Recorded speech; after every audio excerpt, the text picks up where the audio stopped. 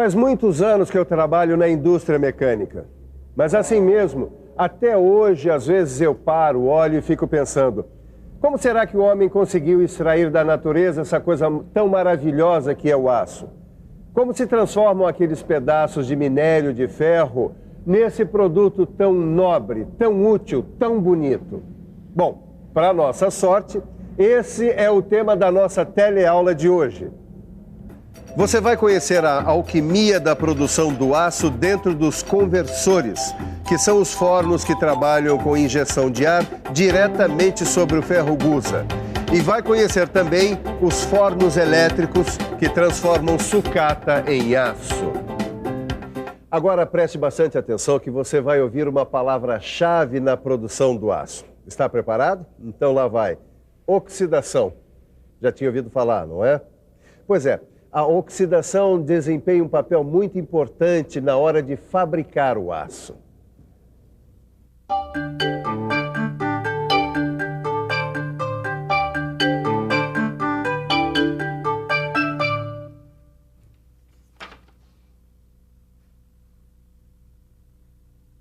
Oxidação, é isso? O quê? Você nunca tinha ouvido falar? Já tinha sim, mas eu não tinha entendido que a oxidação é fundamental para transformar gusa em aço. Você ouviu o que ele disse?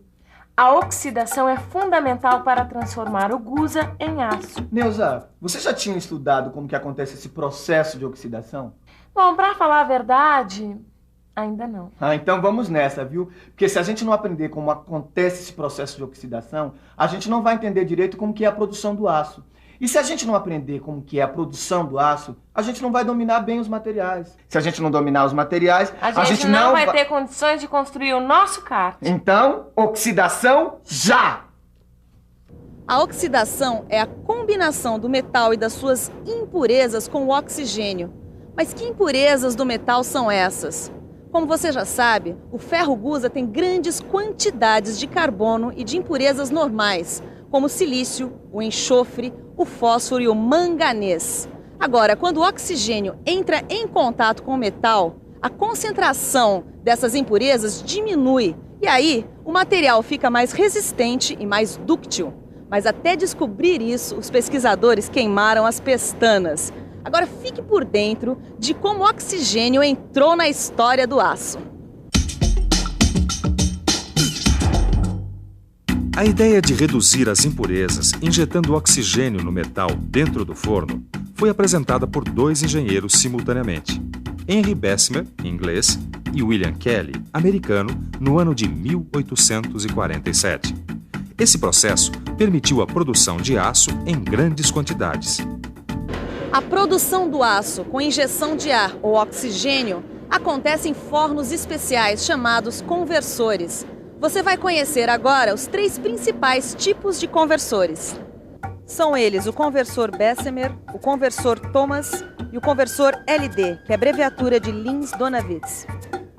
Vamos conhecer mais sobre cada um deles, começando pelo conversor Bessemer. Nós vamos conversar agora com o Luiz, que é engenheiro metalúrgico. Luiz, quais são as características do conversor Bessemer? No conversor Bessemer, o ar sob pressão entra pelo fundo. Esse conversor possui o formato de uma pera, e isto possibilita que esse conversor seja basculante. Basculante, tá aí uma boa palavra para um desenho.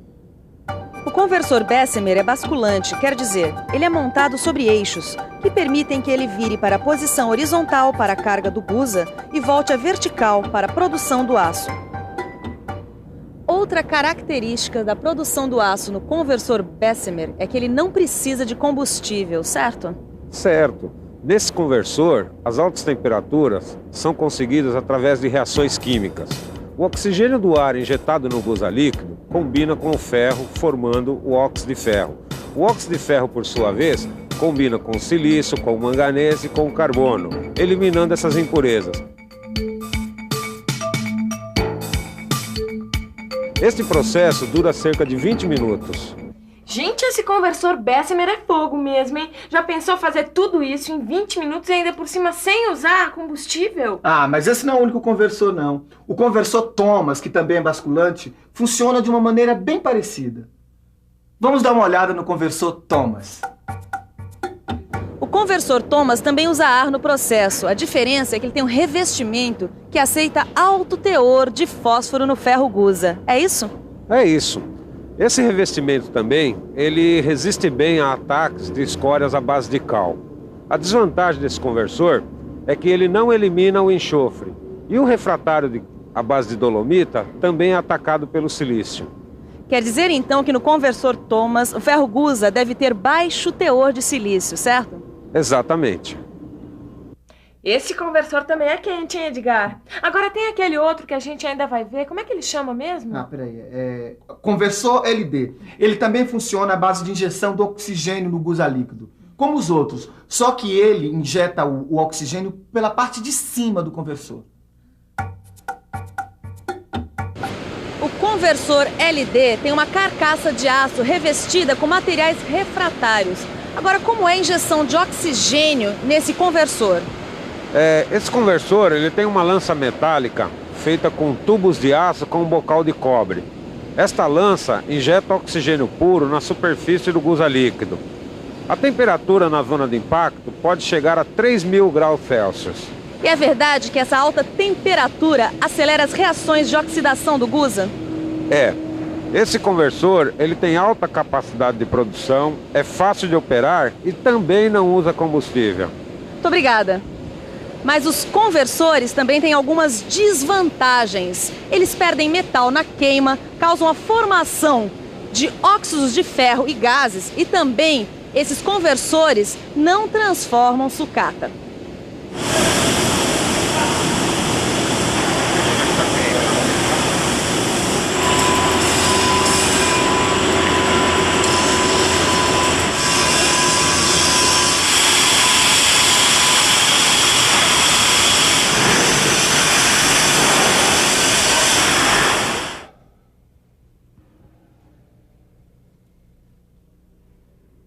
Você ouviu o que a repórter disse? Disse que o conversor não transforma sucata, pois tem forno que transforma sucata em aço, sim senhor. Neuza, você sabia que dá para fazer aço com sucata? Eu li num livro que nos fornos elétricos dá para fazer aço com esse material. Eu sabia sim. Nesse processo, a energia elétrica se transforma em energia térmica. Por ela acontece a fusão do gusa com a sucata, claro, que em condições controladas de temperatura e oxidação do metal líquido. Tô gostando de ver, hein? Tá estudando mesmo. E tem mais. Esse processo com sucata e adição de elementos de liga pode dar um aço fantástico, de alta qualidade. Agora, tem que ser em forno elétrico.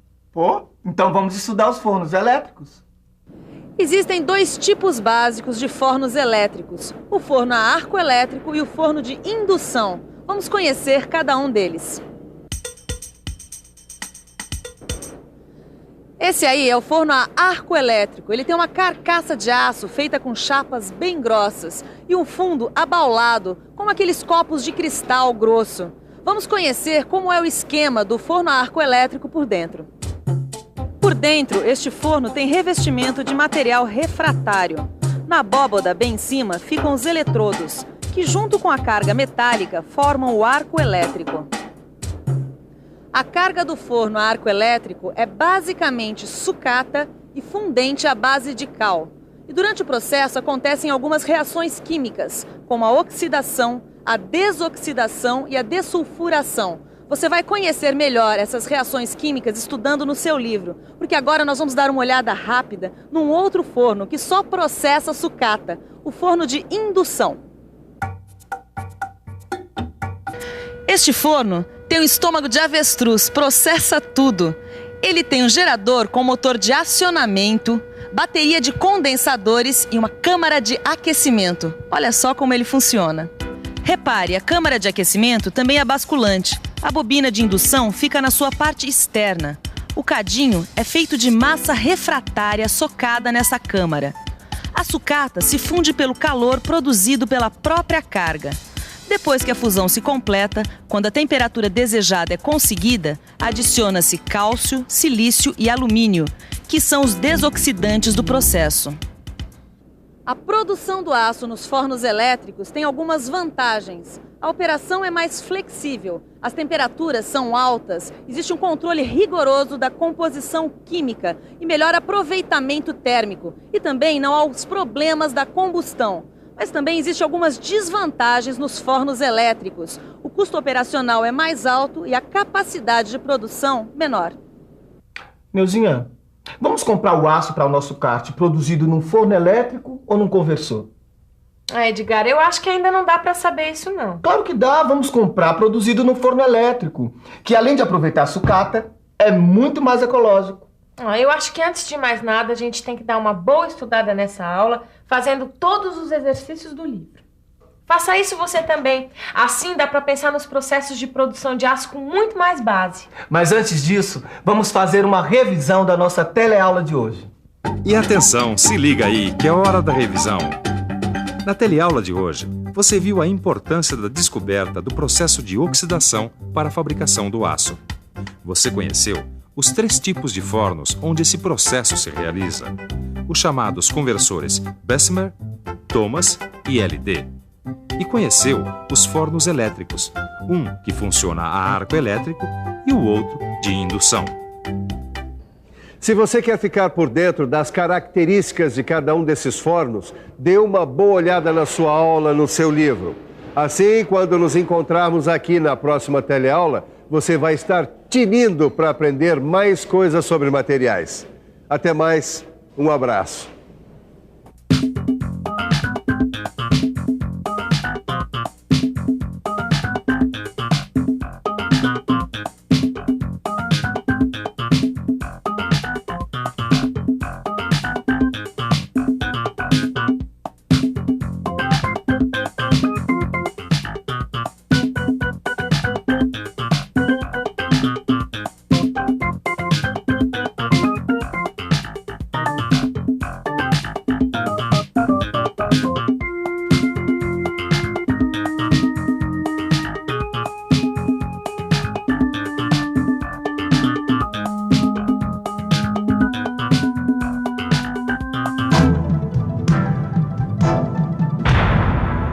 Telecurso 2000, um programa de educação do Sistema Fiesp e da Fundação Roberto Marinho.